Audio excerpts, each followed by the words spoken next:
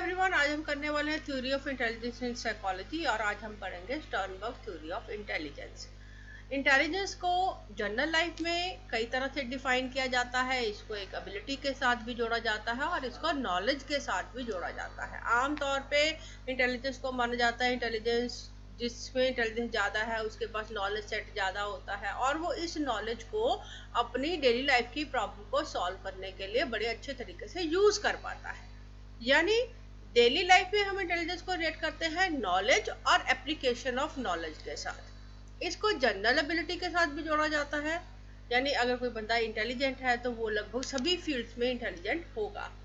और इसको range of aptitude, skill और टैलेंट्स के साथ भी जोड़ा जाता है कि किसी में कोई एक विशेष स्किल हो सकता है, कोई एक विशेष टैलेंट हो सकता है जिसके कारण वो बाकी लोगों से ज़्यादा इंटेलिजेंट माना जाता है।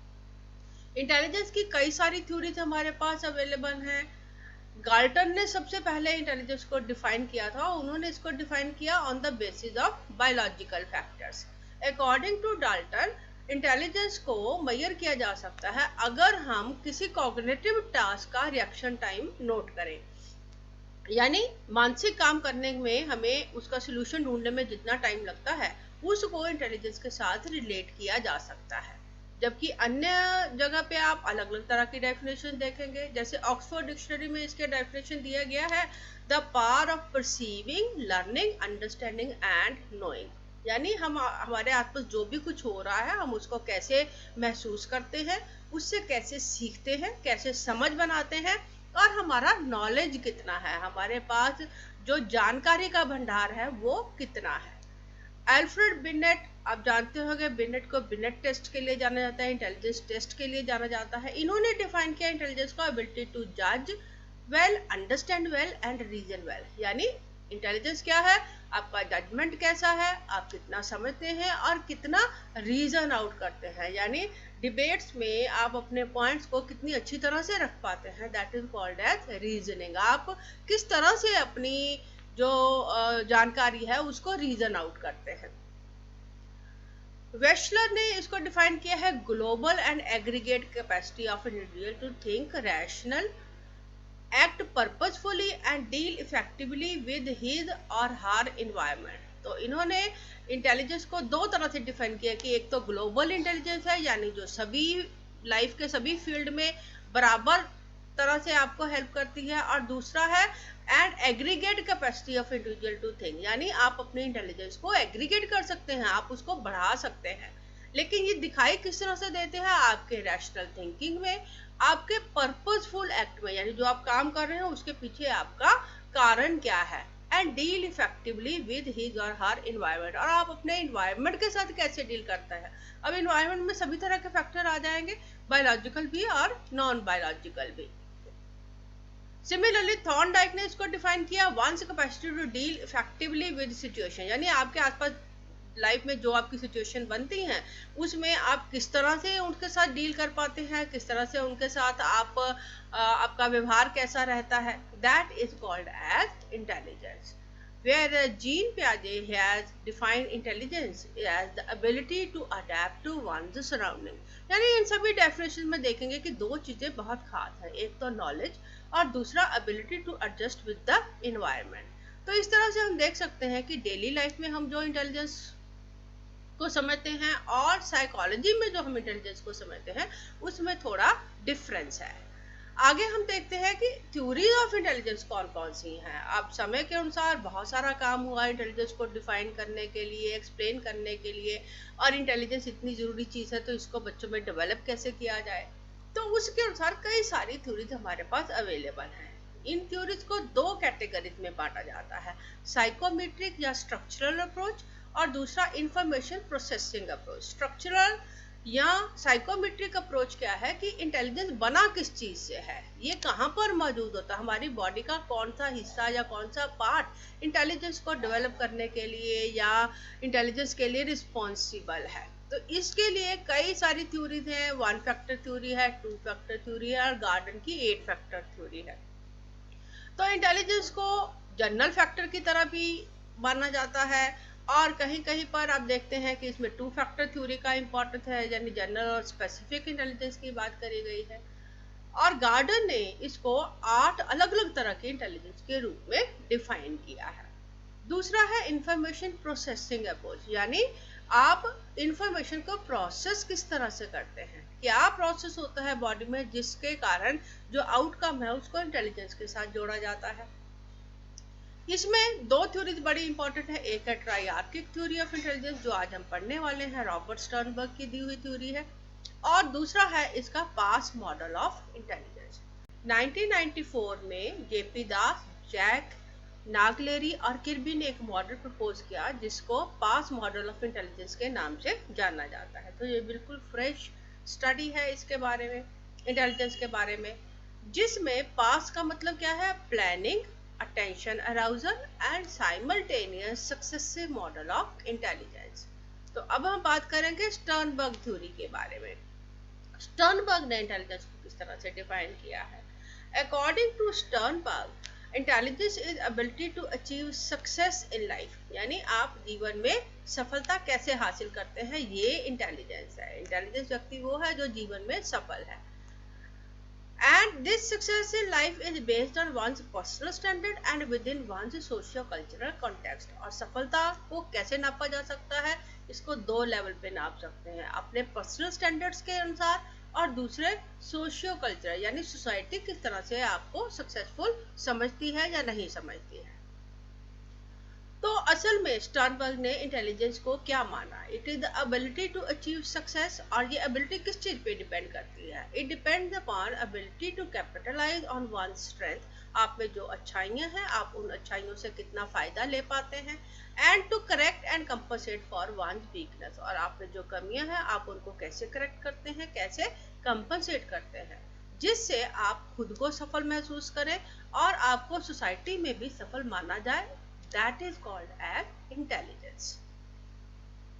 Robert G Sternberg theory of intelligence propose हुई 1985 में। इसमें बेसिकली 3 टाइप्स ऑफ इंटेलिजेंस के बारे में बात करेगी, एनालिटिकल, क्रिएटिव और प्रैक्टिकल, और इन तीनों कंपोनेंट्स या तीनों टाइप्स को सपोर्ट किया गया 3 सब थ्योरीज थे जिनको नाम दिया गया componential, experiential and contextual theories. So ये 3 थ्योरीज हैं, सब थ्योरीज हैं, which are a part of Sternberg theory of intelligence.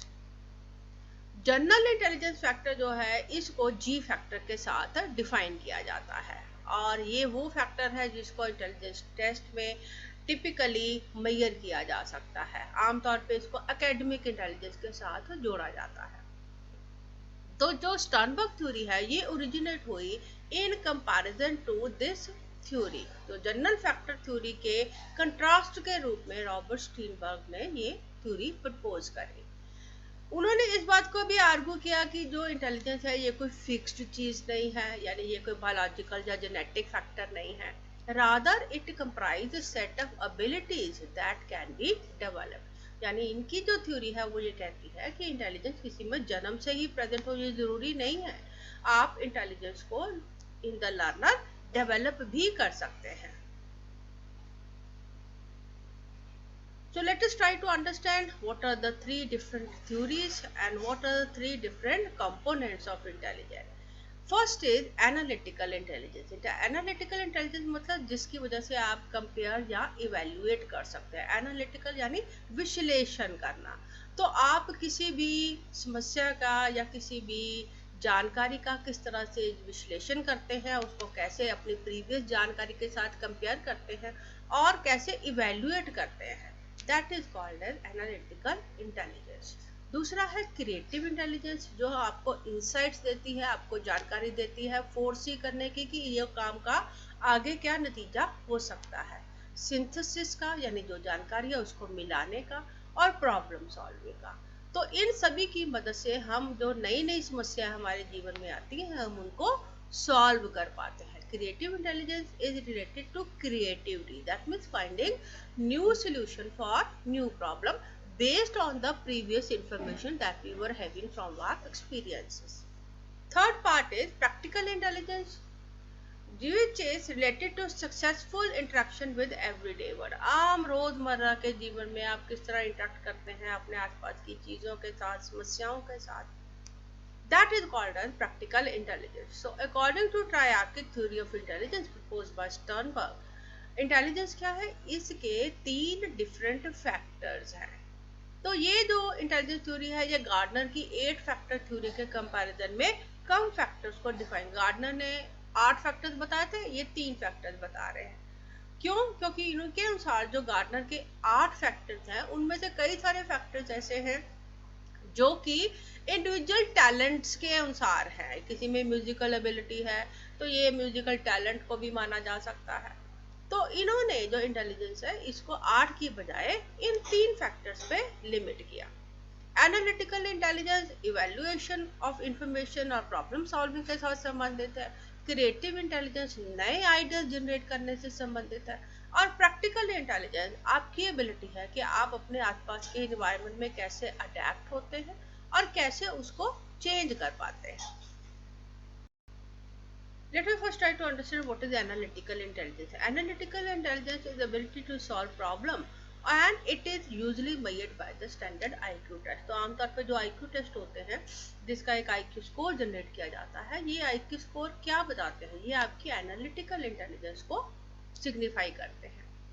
Analytical intelligence ये इन्वॉल्व होती है जब भी आप किसी समस्या को अपनी पुरानी जानकारी के अनुसार एनालाइज करते हैं या इवेल्युएट करते हैं और एक जजमेंट पे पहुंचने की कोशिश करते हैं by comparing and contrasting different factors. That type of intelligence is called as analytical intelligence. ये टिपिकली इन्वॉल्व है सभी तरह के relatively familiar kind of problems के लिए. जब आप एक तरह की समस्या देखते हैं और उसके जैसे ही कोई दूसरी समस्या आपके सामने आ जाती है, तब आप नई समस्या को पुरानी प्रॉब्लम के साथ आप उसको कोरिलेट करते हैं, आप उसको एनालाइज करते हैं that how it is similar to the previous problem and how it is different and you try to make a judgment on it. So this kind of intelligence is analytical intelligence. आमतौर पे इस intelligence को हम use करते हैं बहुत सारे abstract nature of questions को सॉल्व करने के लिए. यानी आपने एक समस्या को, एक प्रॉब्लम को सॉल्व कर लिया, अब उसके बाद आपको एक नई समस्या आपके सामने आ रही है तो आप उस नई समस्या को पुरानी प्रॉब्लम के साथ एसोसिएट करके देखते हैं कि पुराने में हमने क्या किया था, नई जो प्रॉब्लम है वो पुरानी से किस तरह डिफरेंट है, कैसे ये एसोसिएट होती है, दोनों प्रॉब्लम में क्या सिमिलरिटीज है, and that is how you try to solve it out. So this kind of intelligence is called as analytical intelligence. Analytical intelligence के जो बेसिक थ्योरी है that is called as the componential sub theory. तो Sternberg theory में आप देखेंगे 3 types of intelligence है और उन तीनों टाइप्स ऑफ थ्योरी की सब थ्योरीज है. तो एनालिटिकल जो इंटेलिजेंस है that is a type of intelligence और इसको सपोर्ट करने वाली theory is componential sub theory. Componential sub theory क्या कहती है, इसके अनुसार कोई भी जो एनालिसिस है that is done by 3 mental processes, 3 kinds of mental processes. और ये जो प्रोसेस है या जो कंपोनेंट है जो कि हमें एनालिसिस में हेल्प करते हैं, they are named as meta component, performance component and knowledge acquisition component. So first let us try to understand what is meta component. Meta component मतलब इसको एग्जीक्यूटिव प्रोसेस भी बोला जाता है.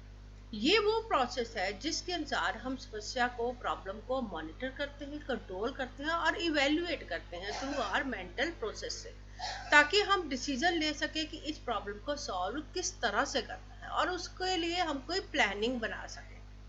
अब ये जो डिसीजन मेकिंग है that can be done as we are tackling the problem और after we have tackled the problem. तो प्लानिंग या इवैल्यूएशन, जब आप किसी प्रॉब्लम को सॉल्व कर रहे होते हैं तब साथ साथ भी प्लानिंग कर सकते हैं और उस समस्या को सॉल्व करने के बाद भी उससे आप सीख सकते हैं कि आपने इसमें किस तरह से प्लान आउट किया. जबकि जो परफॉर्मेंस कंपोनेंट है that is the component which enable us to execute the instruction. तो जो प्लानिंग आपने मेटा कंपोनेंट्स के द्वारा बनाई, उस प्लानिंग को एग्जीक्यूट करने के लिए you use performance components. So whatever instructions are given to you, how you are using them, applying them, that is called as the performance component. And it helps you to take action on the plans and decisions which you have arrived during the meta component. तो Meta component में जो आपने decision लिए या जो आपने process बनाया या प्लान बनाया, उस प्रोसेस को आप किस तरह से परफॉर्म करते हैं, आप उसको एग्जीक्यूट किस तरह से करते हैं, आप उसको अप्लाई किस तरह से करते हैं, that is called as the performance component. Third component is knowledge acquisition component. Knowledge acquisition मतलब जानकारी इकट्ठी करना. तो ये जो नॉलेज, जब आप किसी समस्या का सोल्यूशन कर रहे होते तो आप उसके दौरान भी कुछ नॉलेज एक्वायर करते हो, और समस्या को सॉल्व करने के लिए जो आपके पास पहले से आपका जो नॉलेज सेट होता है उसको आप अप्लाई भी करते हो. तो नॉलेज एक्विजिशन कंपोनेंट क्या हुआ, ये वो कंपोनेंट है जो आपको हेल्प करते हैं to learn from new information, जिससे आप अपने प्लान्स को कैरी आउट कर सकते हैं. तो ये समस्या को सॉल्व करते समय भी हम करते हैं, और जो हमारे पास पहले से एक्वायर्ड नॉलेज होती है उसको भी हम यूज करते हैं. यानी एग्जाम्पल के तौर पे अगर हम इसको समझने की कोशिश करें तो जब भी एक स्टूडेंट, मान लीजिए आप कोई पेपर दे रहे हैं, आप कोई एग्जामिनेशन दे रहे हैं, तो जो जो, जो आप पेपर लिखते समय जो आप करते हैं, जिसमें आप प्लानिंग बनाते हैं कि मैं इसका आंसर किस तरह से लिखूंगा, आप इसका आंसर मैं किस तरह से क्रिएट करूंगा, ये जो क्वेश्चन मुझे पूछा गया है, ये जो मैंने ऑलरेडी सिलेबस में पढ़ा है वो उसके साथ किस तरह रिलेट होता है, that process is meta component. और उसको करने के बाद आप प्लान बना लेते हैं कि मैं इसका आंसर इस तरह से दूंगा, इस तरह से इसको मैं आप राइट डाउन करूंगा. तो जो लिखते समय आप इंटेलिजेंस यूज करते हैं that is called as the performance component. अब जब आप आंसर को लिखते हैं तो उस समय भी आप नई जानकारी को इकट्ठा करते हैं, आप वो जो परफॉर्मेंस है उसका भाई एक जानकारी का एक नॉलेज सेट क्रिएट होता है. और जो आप काम कर रहे हैं उसमें आप अपनी प्रीवियस, यानी जो आपने क्लास में पढ़ा हुआ है उस नॉलेज को भी आप यूज कर रहे हैं. तो जो नॉलेज से या ज्ञान से रिलेटेड है that is knowledge acquisition component. जो काम करने से रिलेटेड है दैट इज परफॉर्मेंस कंपोनेंट. और जो प्लानिंग और डिसीजन मेकिंग के साथ रिलेटेड है that is componential, that is meta component. Next comes creative intelligence. Creative intelligence मतलब ability to use existing knowledge to create new ways successfully. Now what do we experience? We see that in life we face many problems. और जब भी एक नई समस्या आपके सामने आती है तो आप उसको जब कंपेयर करते हैं, एनालाइज करते हैं, तो आप देखते हैं कि आपने पहले भी उसके जैसी कोई समस्या को सॉल्व किया है, लेकिन अब जो समस्या आपके पास आई है that is slightly different from the previous one. So this new problem that you are facing right now that may be requiring a different new solution. तो आप जो पुरानी समस्या जिसके साथ आप उसको कंपेयर करें उसके सोल्यूशन को एज इट इज आप नई प्रॉब्लम के ऊपर अप्लाई नहीं कर सकते. You have to find a new way of solving a problem whenever you face a new problem. तो ये इंटेलिजेंस जो कि आपको नई समस्याओं के नए सॉल्यूशन ढूंढने में हेल्पफुल होती है that is called as creative intelligence. Creative intelligence की जो सब थ्योरी है that is called as experiential sub theory.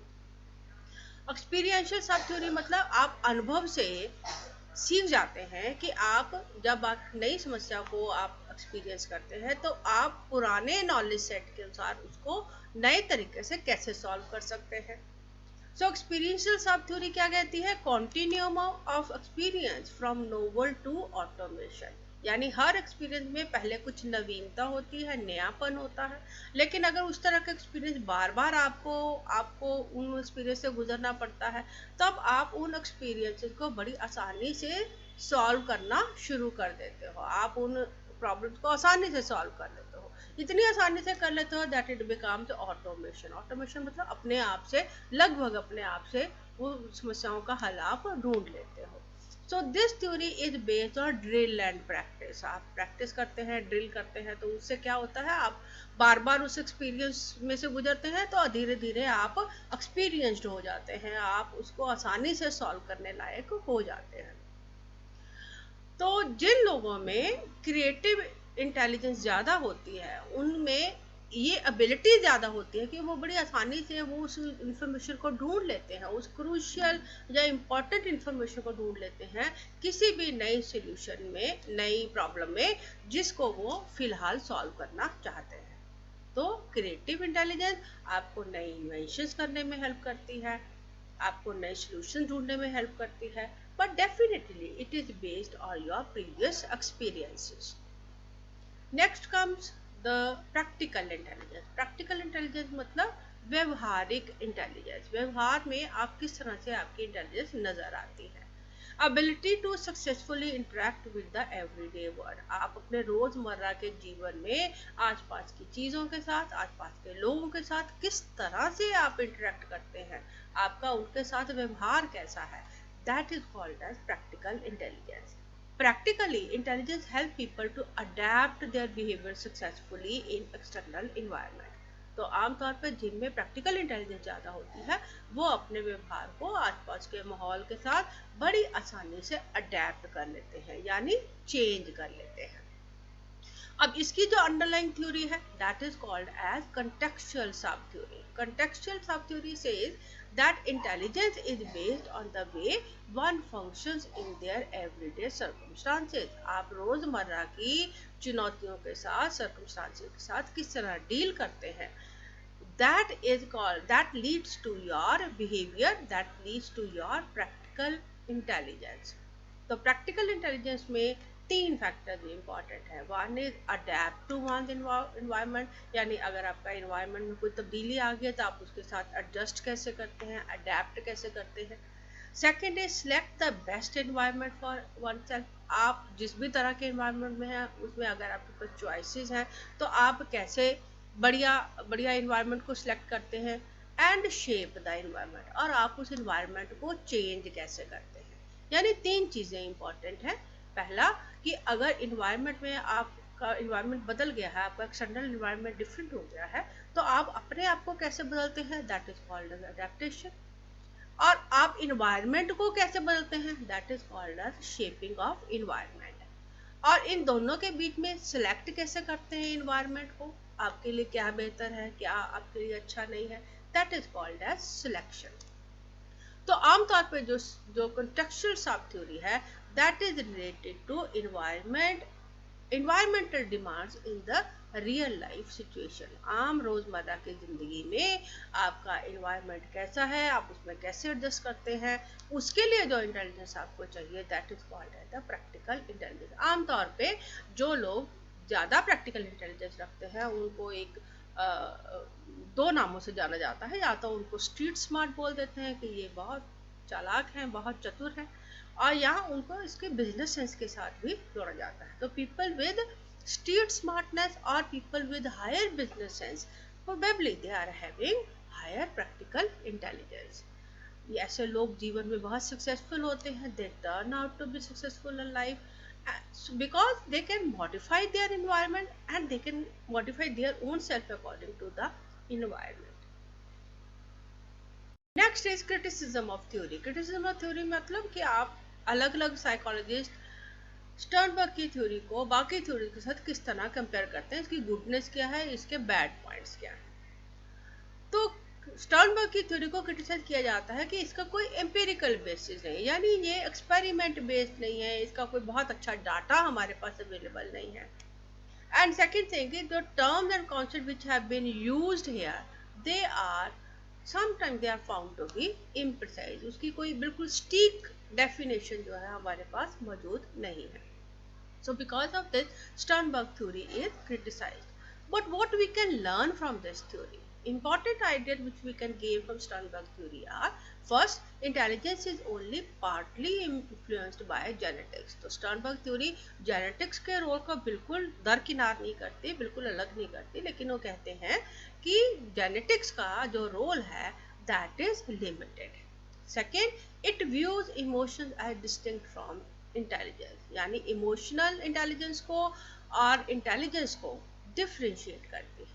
Intelligence is broad, इन्होंने भी माना कि इंटेलिजेंस के कई सारे फैक्टर्स हो सकते हैं, not as many as 8, not as less as 2, but Sternberg theory से that it is a intelligence is a broad concept and it includes much more than what can be measured by test. तो जैसे हमने पढ़ा कि Sternberg theory क्या कहती है कि इंटेलिजेंस का सिर्फ एक कंपोनेंट यानी एनालिटिकल इंटेलिजेंस जो है ये आईक्यू टेस्ट से मेजर होती है या एकेडमिक इंटेलिजेंस के साथ रिलेट होती है।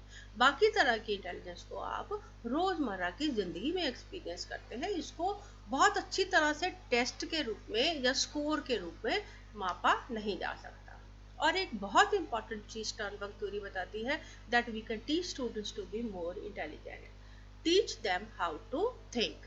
यानी अगर हम कहें कि इंटेलिजेंस हर कोई बच्चा जो है, जो फिलहाल इंटेलिजेंस नहीं है, वो कभी इंटेलिजेंस होगा ही नहीं, so that is not that. If we can teach children how to think, how to analyze, how to be creative, how to apply the knowledge to modulate his behavior, how to modulate the environment, then we can make him intelligent.